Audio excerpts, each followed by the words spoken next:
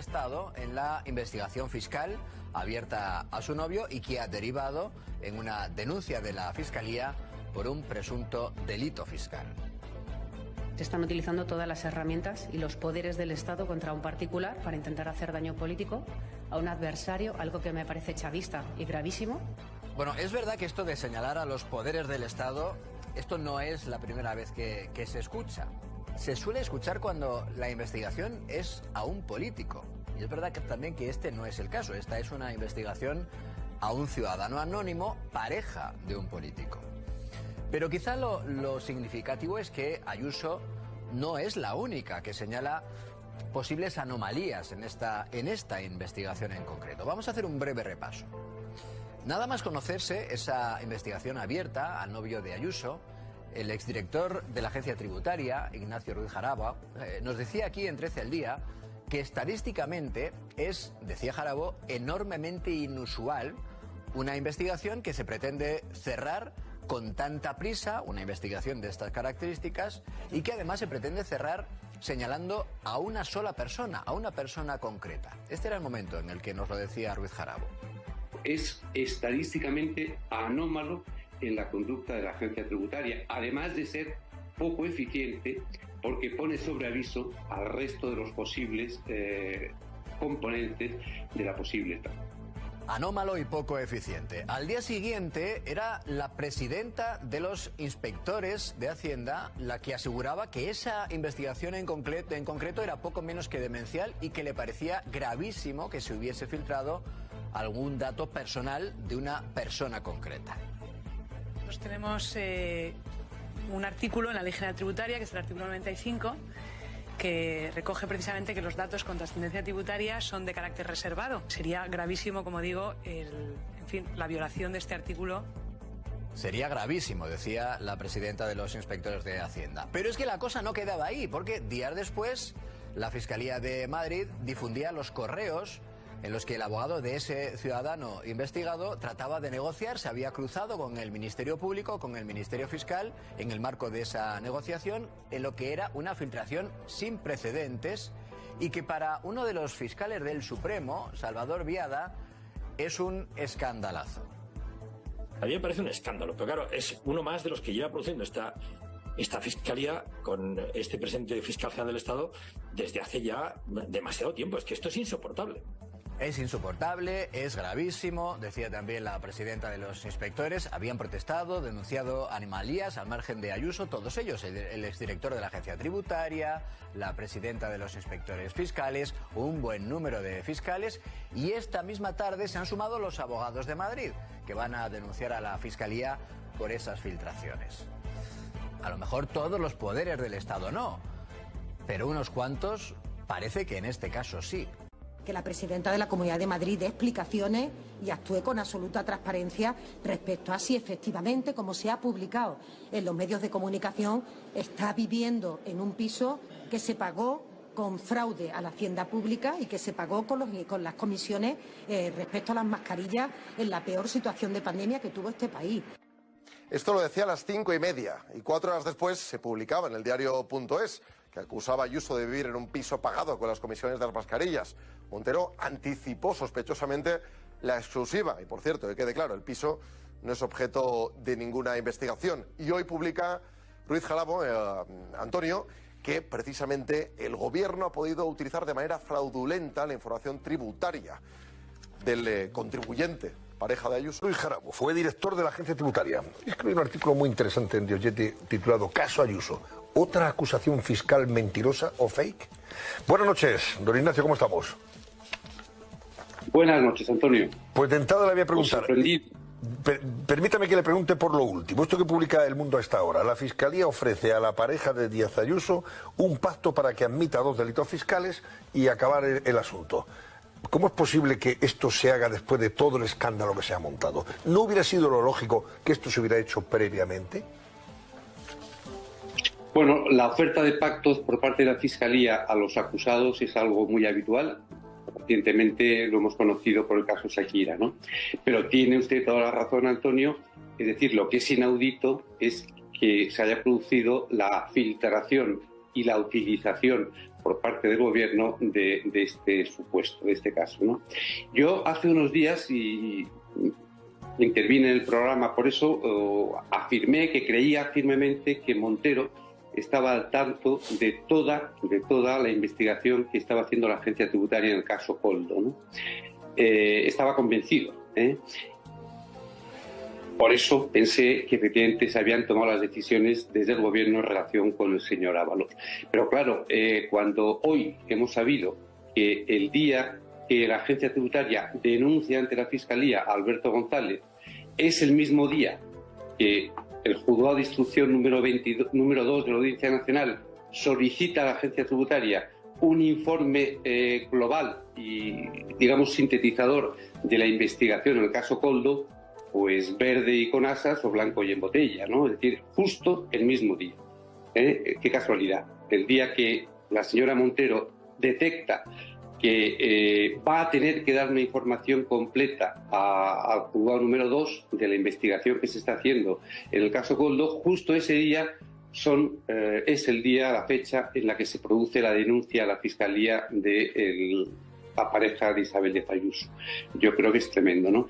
Y como dato también definitivo de que la ministra Montero está al tanto de todo indebidamente, y lo quiero subrayar, pues ha sido su propia autodelación cuando da un dato, amparándose en lo que han publicado los medios de comunicación, que efectivamente no habían publicado.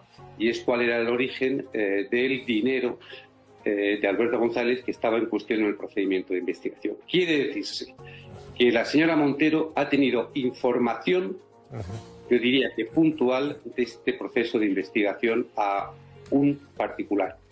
Da igual aunque fuera una persona pública. Eso supone que alguien de la agencia tributaria se lo ha ido comunicando. Y eso es una infracción muy grave. Repito, una infracción muy grave para la que se prevé una sanción de suspensión de empleo y sueldo, nada más y nada menos. Pero es que no contenta con disponer de una información que no debía disponer, la ha utilizado con unos fines para los que nunca puede utilizarse la información tributaria, que ha sido para hacer declaraciones en los medios, claro, de carácter evidentemente partidista, ¿no? Cuando la Ley General Tributaria dice de forma tajante que la información tributaria de cualquier contribuyente solo puede utilizarse para la gestión tributaria. De manera que la ministra Montero tiene dos cuestiones a explicar. ¿Por qué estaba al tanto ella de detalles muy concretos de la inspección tributaria al señor González? ¿Y por qué ha utilizado esa información que indebidamente disponía, la ha utilizado también indebidamente para fines no previstos en el ordenamiento jurídico? Desde luego, en cosa de poco tiempo, la ministra Montero ha cometido dos errores que sin duda se le debe hacer pagar por parte o bien de su jefe o bien de la sociedad española. Claro, pero ¿cómo va a pagarlo si esta señora es muy descarada, como todo el mundo sabe?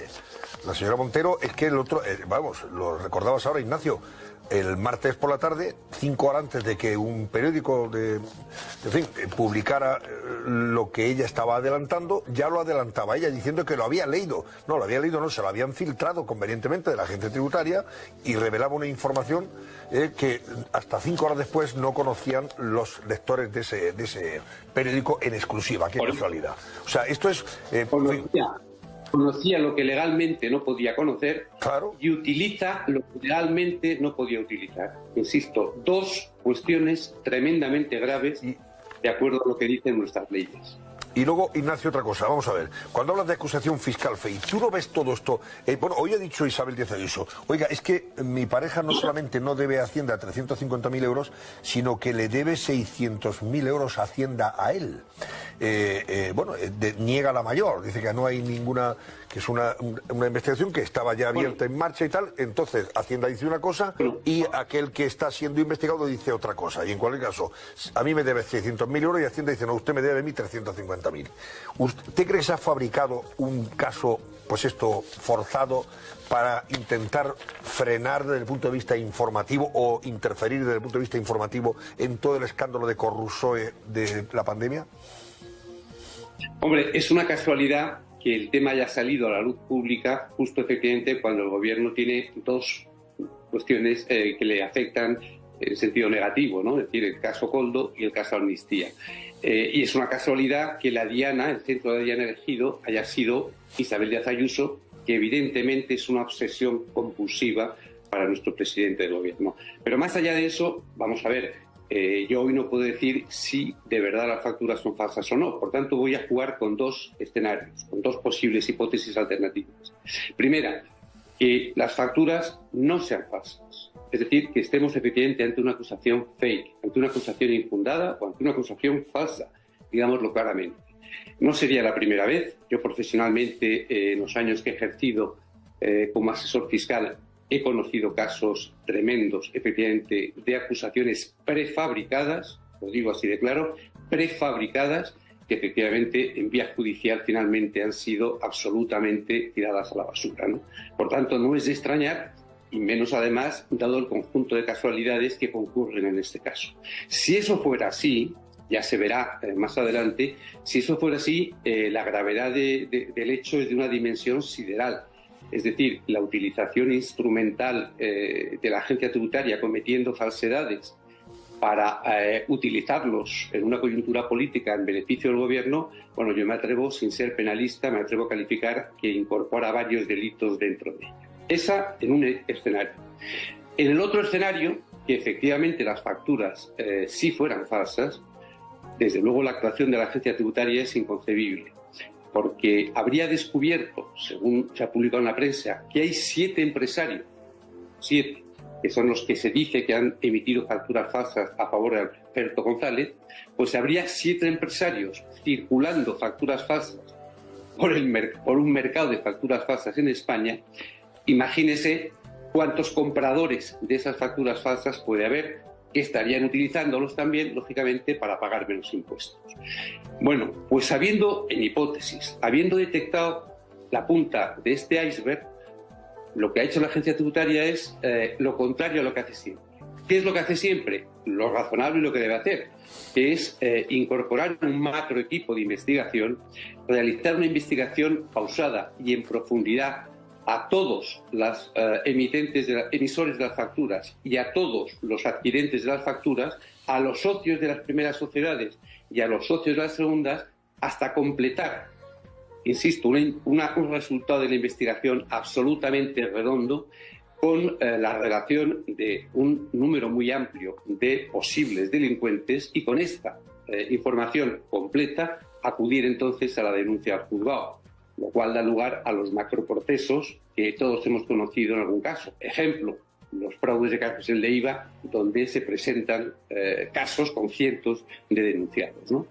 Bueno, pues en este caso, en la hipótesis de que fueran falsas las facturas, la agencia tributaria ha roto su estándar de conducta habitual, ha roto su praxis cotidiana consuetudinaria, y lo que ha hecho ha sido ir al corre-corre, ir deprisa y corriendo a denunciar un solo supuesto a un solo contribuyente, con lo cual, para empezar, ha puesto en peligro el resto de la investigación, porque habría puesto sobre alerta al resto de posibles defraudadores.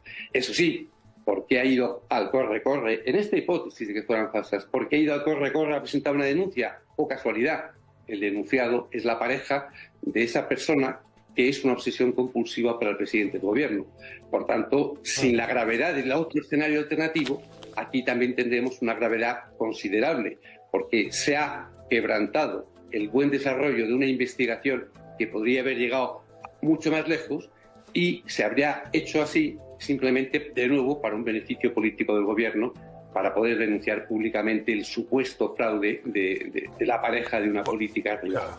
Por último, Ignacio, para concluir brevemente, te pregunto, ¿está utilizando el gobierno de Sánchez de forma partidista, sectaria e interesada a la agencia tributaria para arremeter contra un ciudadano particular porque tiene relaciones con un adversario, en este caso adversaria política? Rotundamente sí, en los dos escenarios que he dicho. En uno con mucha más gravedad que en otro, pero rotundamente sí en los dos escenarios, dos hipótesis que he planteado. Pues muchísimas gracias, Ignacio Ruiz Jarabo, director de la Agencia Tributaria. Gracias y buenas noches, Ignacio. Otro día hablaremos de las balanzas fiscales, que me interesa mucho conocer tu opinión. La publicación de esas balanzas fiscales utilizadas por el separatismo de forma